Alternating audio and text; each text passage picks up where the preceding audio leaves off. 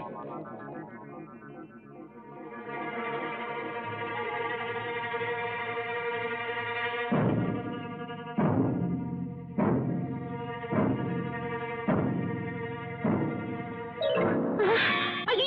திருடன் திருடன்! ஐயோ ஓடி போகிறானே! பிடியுங்கள் பிடியுங்கள்! ஐயோ இங்க யாருமே இல்லையா?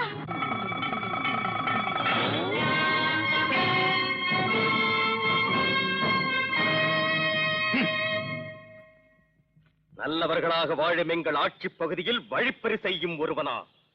யார் நீ?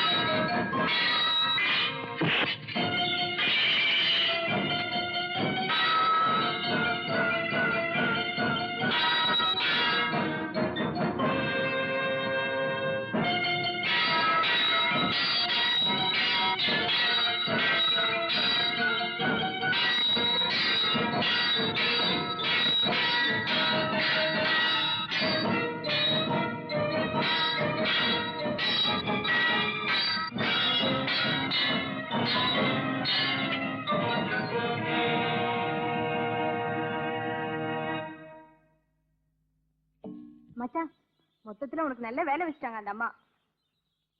அம்மா தாயே, நீங்க யாரோ எனக்கு தெரியாது. என் மச்சான் கைக்கு சரியான வேலை கொடுத்துட்டீங்க. அப்போ என் கைக்கு வேலை கொடுக்கறதுக்காக தினம் இங்க வர்றவங்களை கொள்ளக்காரங்க மடக்கணுங்கிறியா?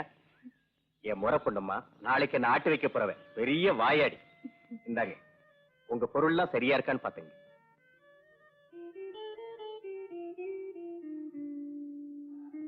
மச்சான், வெறும் பணம் வேலை கட்டு. அம்மா ஏமா தெரியாம தான் கேக்குறேன், இதுக்கா இப்படி கத்துனீங்க?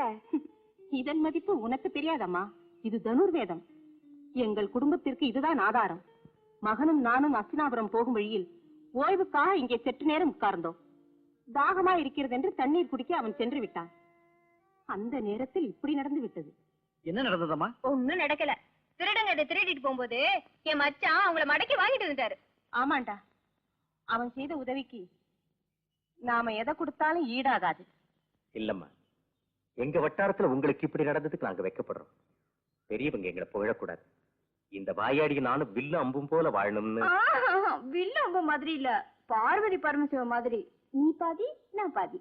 கள்ளம் கபடமில்லாத உங்களை பார்த்து பூரித்து போகிறேன். எங்களை வாழ்த்துங்க. எண்ணம் போல் வாழ்க. நீ வாழ்த்தினால் நிச்சயம் பலிக்கும். யார் பெற்ற மைந்தரும் பாதுகாக்க வேண்டிய ஏடுகளை காப்பாற்றி நம் குடும்பத்துக்கு உபகாரம் செய்திருக்கிறார்.